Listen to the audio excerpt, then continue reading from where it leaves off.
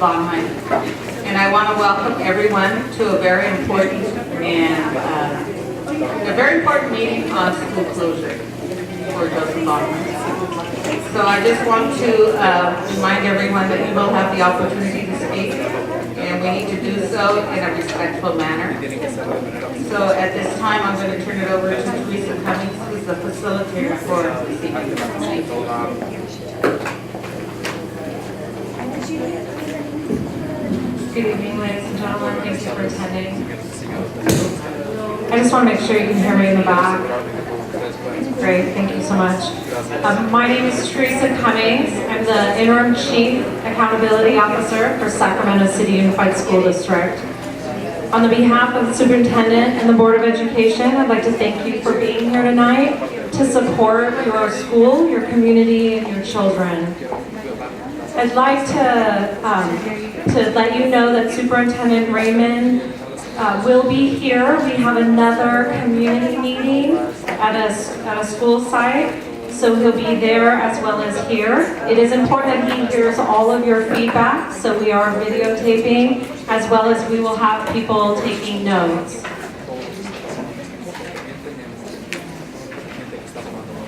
I'd like to begin with stating that nobody wants to close schools.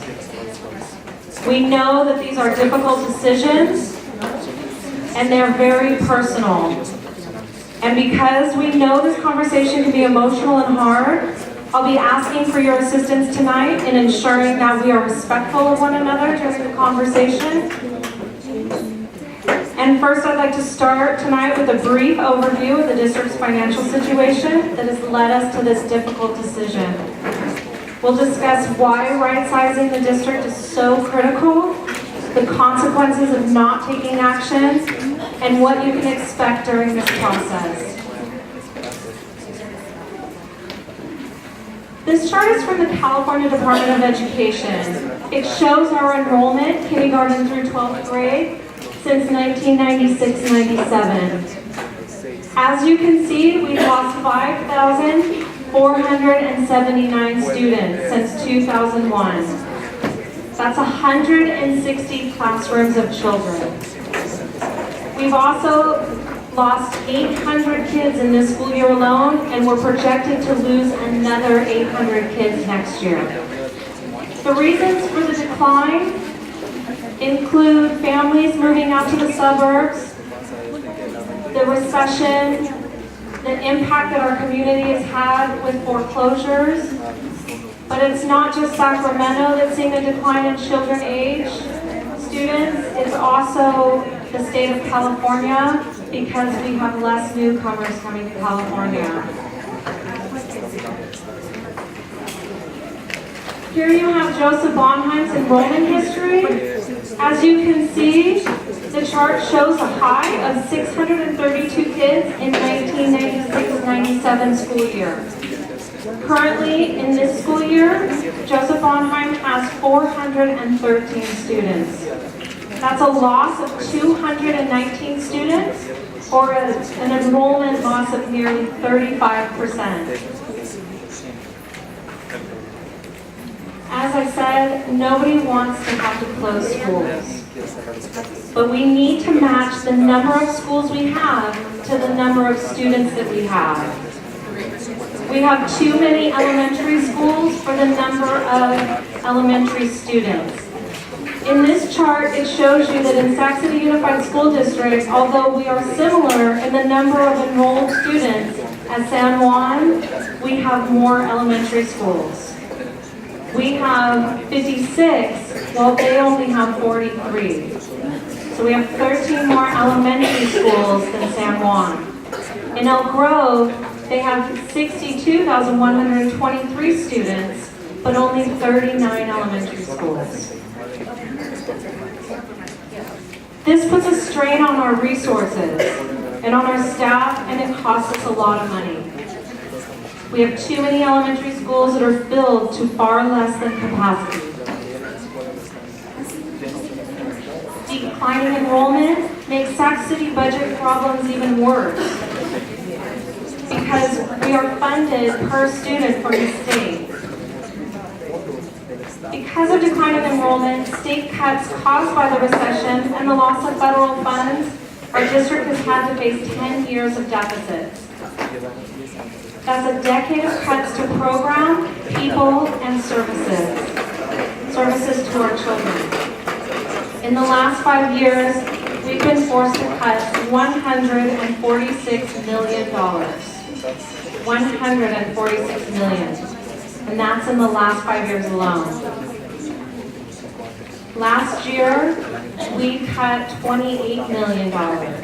And we're forced to cut teachers, custodians, assistant principals, counselors, librarians, maintenance staff, adult education, busing for our children. We've run out of places to cut.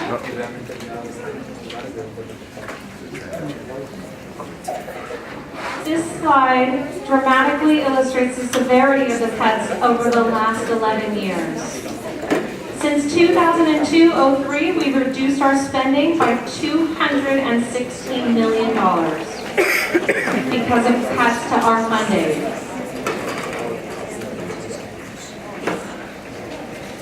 Despite years of cutting, we are experiencing another deficit because of declining enrollment and rising costs. If we close these 11 chronically underutilized schools, we'll save approximately $2.5 million a year. If we don't close these schools, we will still have to balance our budget. So let's take a look at what we already cut once again. Further cuts to people in service will damage our ability to provide high-quality education for our children.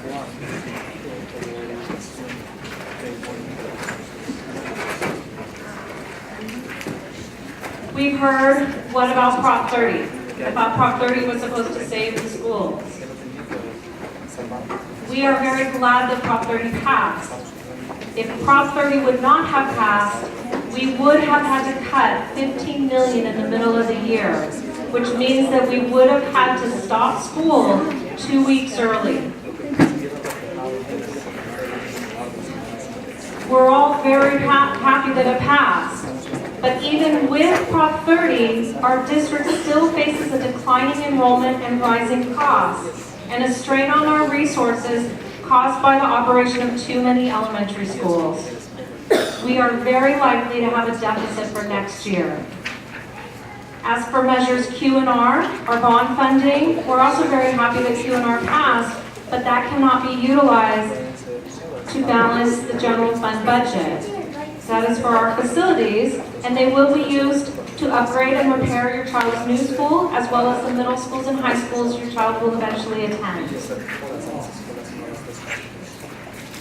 So how'd your school get on the list? This is about our district's financial situation.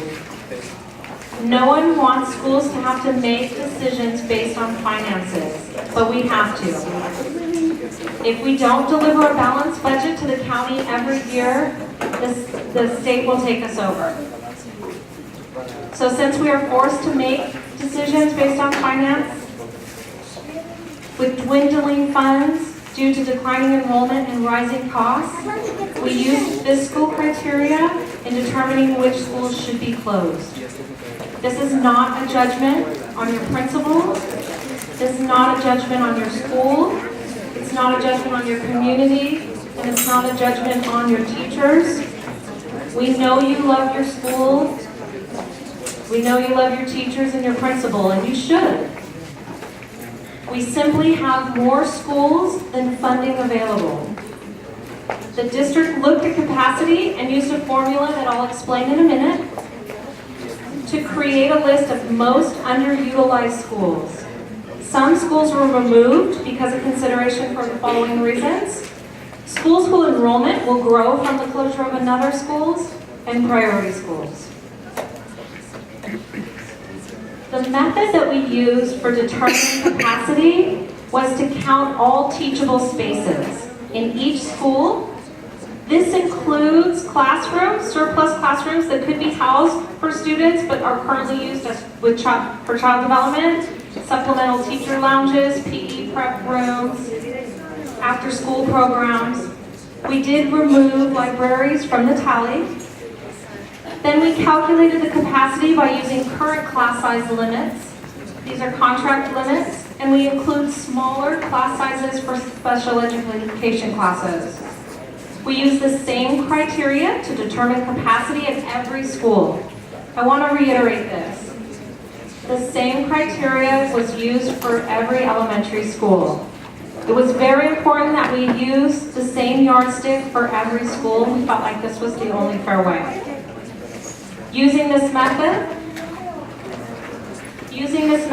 you can see that with 413 students, but a capacity of 955, Joseph Bonnheim only utilizes 43%.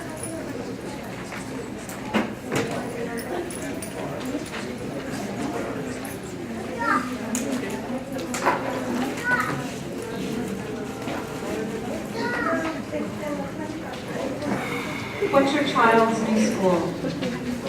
We have identified 2 new schools for students based on the address of residence, Earl Warren and Peter Burnett. Also, Joseph Bonnheim families will be giving priority in the district's open enrollment process. Open enrollment is an opportunity for Joseph Bonnheim families to apply for spots in schools beyond your neighborhood and for specialty programs. Students from schools that are recommended for closure will be given priority during open enrollment process, which begins February 19th and goes until March 15th. So what do we mean by priority? At the end of open enrollment window, which is March 15th, students will be placed in a special lottery. It'll only be available for your children and other students from schools that are slated for closure. Then and only then are other applicants around the district considered for these available seats. This is not a first-come, first-served basis. The lottery does not occur until the end of the open enrollment window. So it doesn't matter if you apply for open enrollment on the very first day or the very last day, you have the same chance. If there are more applicants and available seats, students will be placed on a wait list for their preference school and attend the new neighborhood school. To apply for open enrollment, parents must submit an online application. If you don't have access to an internet, you can use a computer here at the school. We are also offering walk-in and open enrollment registration on March 6th, 7th, and 8th at the Enrollment Center, 5601 47th Avenue. There's also computers available at the Colonial Heights Library, which is on 21st Ave and Stockton. And for more information, you can visit our website. It's listed up here on the slide.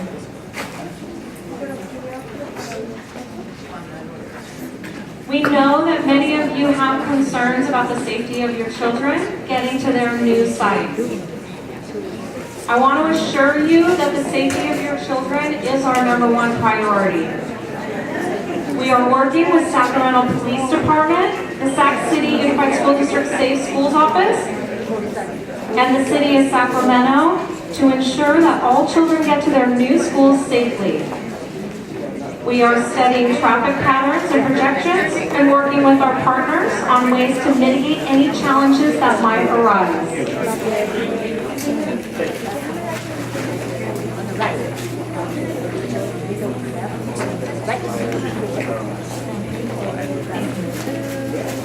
For all families going to Earl Warren, walking attendants will be provided to help your children get to their new school safely. For families going to Peter Burnett, bus transportation will be provided to get your children to their new school. We're also working with the city to identify recommended routes for getting to both Earl Warren and Peter Burnett. Benefits for students at larger schools. Some of the benefits at larger schools are fewer split classes. Class sizes would remain the same. Although the schools will be larger with student numbers, the class sizes will still remain the same. More resources for additional staff and programs for students. With more staff have more peers to collaborate with which helps improve student learning.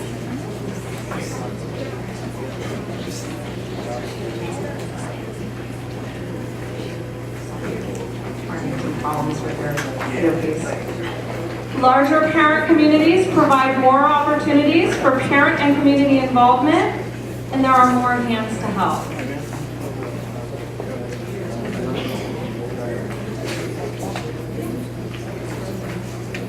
So next steps. The Board of Education is scheduled to take action on this issue on February 21st. Following board action on the 21st, a committee will be appointed to make detailed and thorough recommendations regarding the reuse and repurposing of closed facilities. Community input will be a very important part of this process. We are now in the process of forming district-wide and school-level transition teams to work closely with staff and parents to mitigate any challenges and make sure everyone is taken care of in this process. The areas these teams will be focusing are transportation and safety, supporting families, enrollment support, and school culture.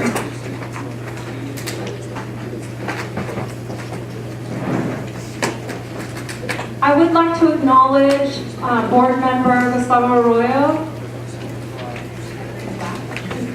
and Board Member Christina Pritchett and Superintendent Jonathan Raymond. Thank you for coming. Public comment. I know that there is a lot of information here, so I want to remind everyone that there are printouts in the back of the room if you want to review it more carefully. I know many of you have come tonight to make comments about this decision, and we want to make sure we give as many people as possible the time and the opportunity to be heard. In your comments and questions, we hope to hear feedback from you on how we can best support you in this process. To ensure that we respect each other's opinions and time, we are asking everyone to follow some guidelines. There are microphones on both sides of the room.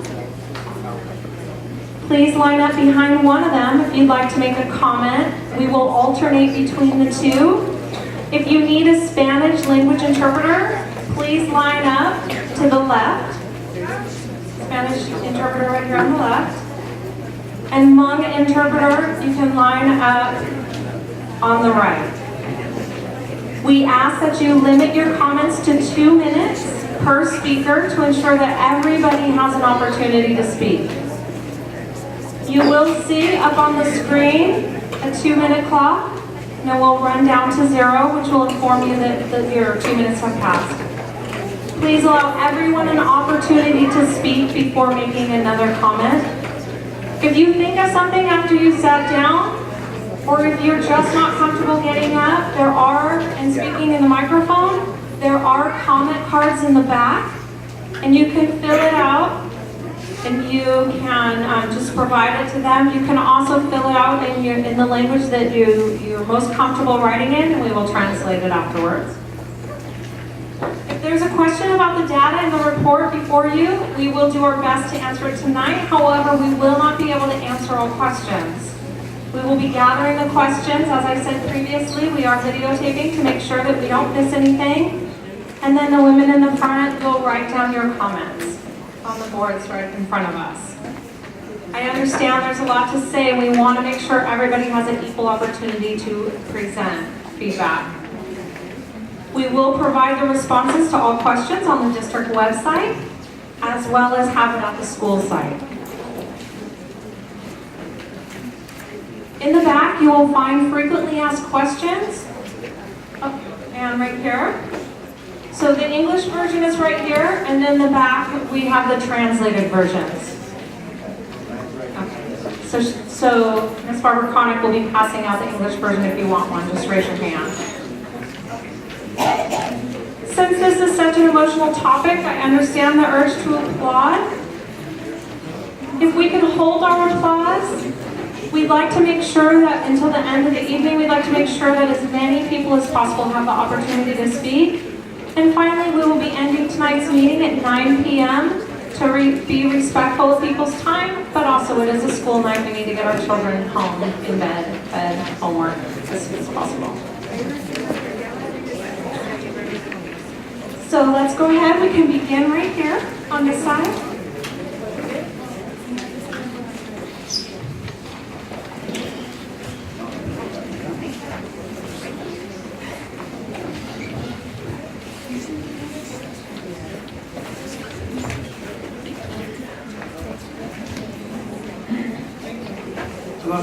Thank you for being here. What can be done is there anything that can be done to stop this whole thing? Put the brakes on? I mean, can we go to court? I don't know. I'm sure there might be, because that's my first question. And my second question is, how long will the transition people be available, and when will they be available? We will write both of those questions down and provide to the teacher. First off, I would like to say that your information is very misleading in Elk Grove. There are 39 schools, most of them are year-round, so that makes a big difference in terms of the enrollment, and you don't have that listed. My name is Doug Hatley. I was a teacher at this school for 8 years, way back in the 60s. In 1963, I had 42 students the whole year. The cafeteria was packed. The bathrooms were packed, the drinking fountains were packed, and it was difficult to have a program because of the size of the school. And that's kind of what you're looking at when you're going to consolidate these schools. And what happens in the larger schools, you end up teaching to the middle rather than the individual needs of everybody. Superintendent Larry, when he was here, had no assistant superintendents, and he relied on committees of principals. You can save $1 million by doing away with some of the central staff people if you crunch the numbers.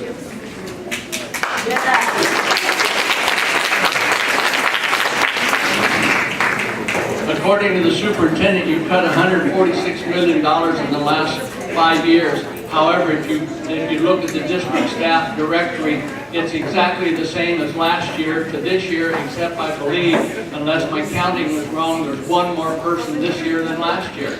You didn't cut too many in the central staff. And then you hire a charter school person with more higher salary. You have a chief of staff. You have a communications person that's hired with more money.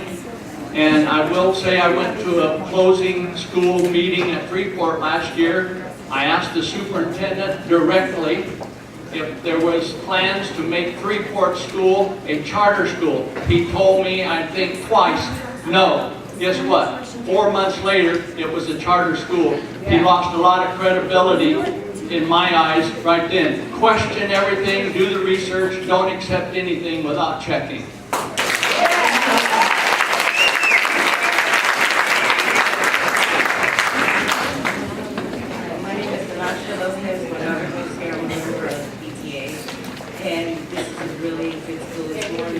It is a community. And when I was passing flyers around yesterday, there were so many people that said their children, grandchildren went to school or attending this school. The school gives you your needs, for your dental screening, everything. And to ship our children out to a different school, we as parents, if we moved around, would be in trouble with the law.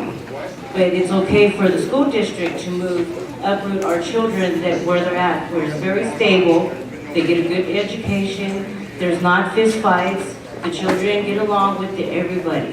And I don't understand how the board can say it's so easy to close all our schools.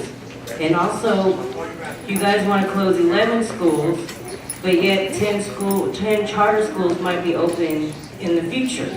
So that's very convenient. And our children shouldn't be left behind. That was what George Bush Jr. said. Our children should not be left behind, and apparently they aren't.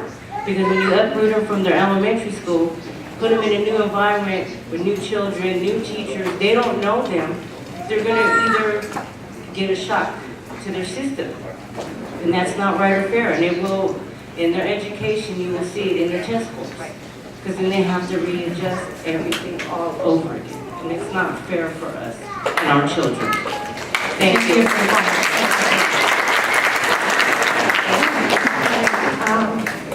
I started coming here about 3 years ago when my grandma started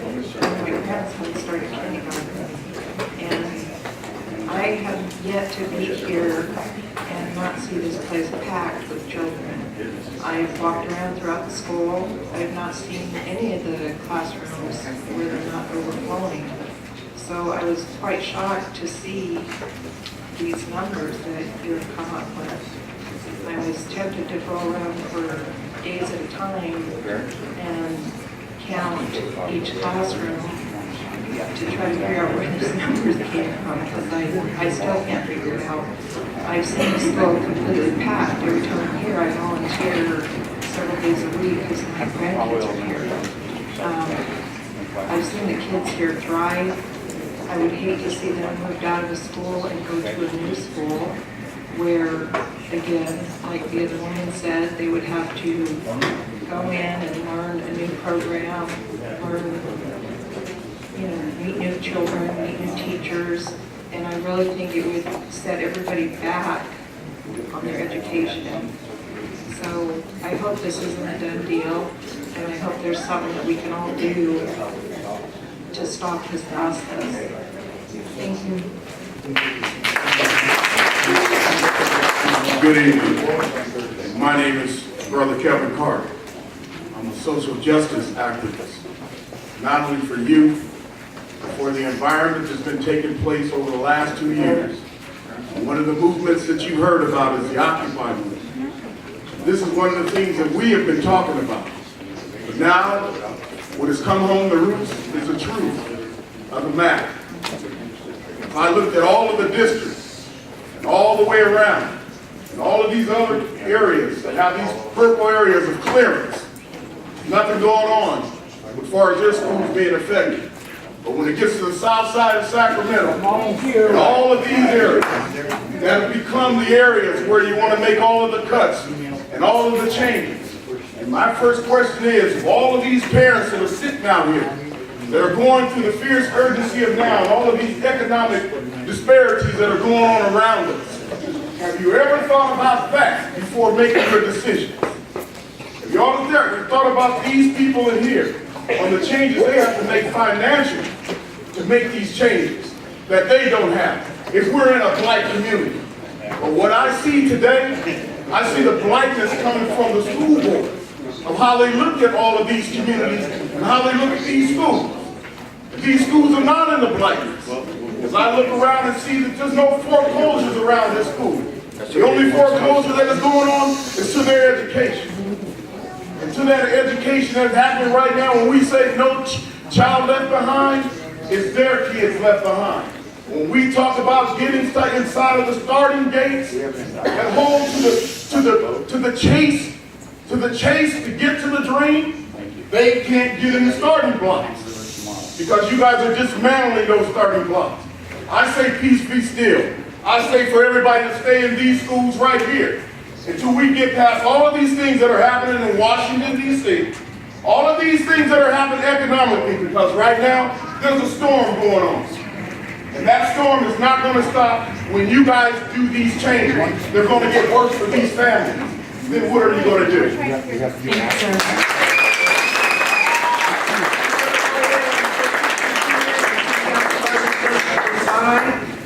Every teacher here is considered highly qualified. We put children first every day because that's our job. Board members, it's your job too. You're elected, except for one person, because you promised to put all children first, not just those in the priority schools. You're elected to represent, serve, and protect, not destroy, divide, and conquer the neighborhood schools. Closing schools saves less money than millions saved by limiting proposals. You keep creating proposals, soliciting bids from outside consultants with many inaccurate results. The right sizing consultants listed our capacity at 955, or 44%. Mr. Raymond said all principals validated these numbers during walkthroughs. Well, our principal was off campus both times the consultant showed up. They did not validate the number with her, so it's invalid. He should not be on the closure list. Bottom line, why were new numbers even needed when in June 2012 the school maintenance plan or facilities survey listed 672 or 61% as our optimal capacity? Were new numbers needed to make this closure plan's formula work? Your fast-track plan is full of flaws. You should have known the issues with Tahoe before now. But why add Mark Twain while closing 11 schools fill a quota? Our facilities already promised to 11 charters. Be creative, think of new ways to save money. Closing schools cannot be your first and only option. Please think outside the box. Listen to the people you represent. Put first the needs of thousands of children before the needs of few corporate-minded education reformers. Remember, the common word in school and in school district and school board is school. The schools are full of children, the ones you promised to put first. You keep that promise, keep these schools open. Now do your job, prove why we elected you to represent us. Please, put the children first. Thank you. Thank you. Good evening. I'm going to face the important people. Okay. I hate kind of begging to the gods for your rights, right? But here's the thing, right? So a couple weeks ago, I found out they're going to close Tahoe School, which I live about 3 doors down from, and I was like, well, that's crazy. That's a great little school. You know, I moved into the neighborhood, bought a house there with my wife about 2 years ago, partially because of that school, and I know the value of elementary schools to the communities. So I started looking into what was going on, and I got educated. And unfortunately, you're having your, this is a sham, by the way. This is a scam.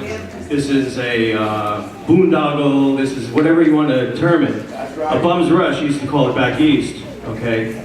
And in January, Johnny over there, this guy, he came up with this idea of closing 11 schools, all right? And then he set a vote for a month later, right? Now, according to the state government, State Department of Education, that process for one school is supposed to take 6 months. Did you know that?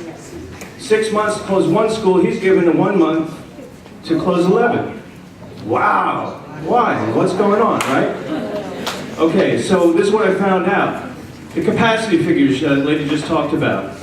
They came in 08, 09, and they said that they did a capacity study, and by the way, you live in a magic school, did you know that?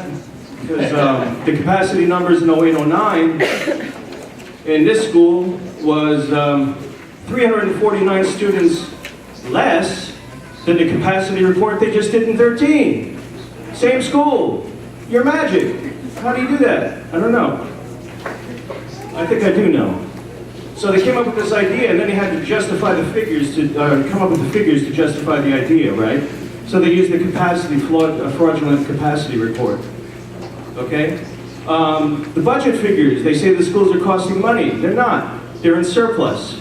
I have the budget forms from their own district. All 11 schools are in surplus for the last 9 years. Okay, so why? Why are they doing this, right? Then, like I said, Department of Education says it's supposed to take 6 months. Why aren't they following the best practices? These are smart people, these educators and legislators that came up with that plan.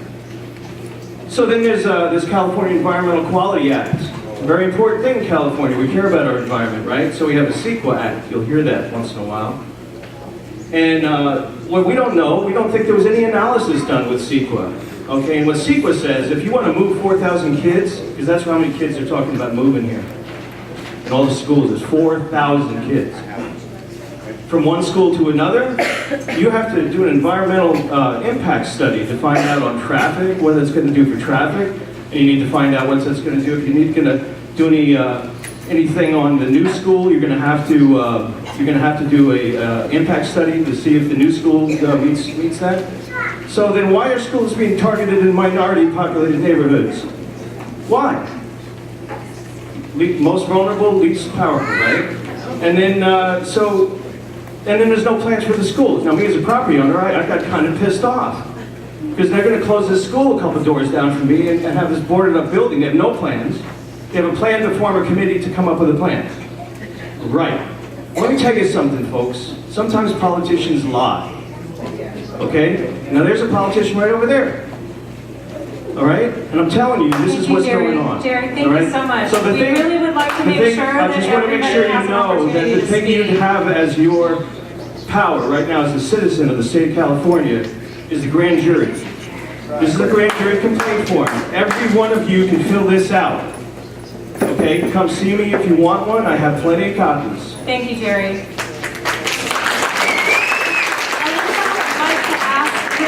I'd like to ask for the interpreters, if you could speak, make sure that you speak a little bit slower so that the interpreters can interpret all of the words so everybody can understand what we're saying. Thank you. Go ahead, sir. quick thing here. You guys have us listed number 12 on your list of criteria, so I don't understand why us being 12th on the list, we are being slated to close when our numbers aren't even, you're closing 11 schools. So, and to have a K through 3 school and a 4 through 6 school separately, 2 separate school sites, doesn't make much sense. One of those should be closing and consolidated. Thank you. Thank you very much. Okay, so hello, my name is Cindy Bang, and I'm an organizer with Hmong Innovating Politics, and I'm also with the Putting Students First Coalition. And I'm here today to urge the board members to vote no on closing the schools, because we know that the $2.5 million that they're going to save by closing 11 schools is not going to solve the district's budget issues. And this whole process has not involved the community at all. And it does not consider the safety of our children. And so I'm asking all parents and students and community members to come out to our rally and press conference tomorrow. It's taking place in front of the Boys and Girls Club of Greater Sacramento at 4:30 p.m. We're passing around these flyers. The information is all on here. And I'm also urging all parents, students, community members, everybody to continue to call your board members, email them. We have about 2 more days left before the vote. And I encourage all of you to come out to the board meeting on Thursday. Thank you. Hi, my name is Lucy Godigas. I teach first grade here at Joseph Bonnheim. Board members, please vote against the school closures on Thursday night. I have been with this district for 18 years and have been loyal to Joseph Bonnheim since 1995. Bonnheim is in a neighborhood filled with working poor families. Our school this year has 100% on free lunch for the first time since I started here. These families need a neighborhood school. Our principal, Dr. Jett, has brought these parents together. She has earned the trust of the Spanish-speaking community. I'm very proud of her, by the way. She has been participating more on campus and are very eager to help her children at home. No other principal has been able to communicate as well as her. It would be a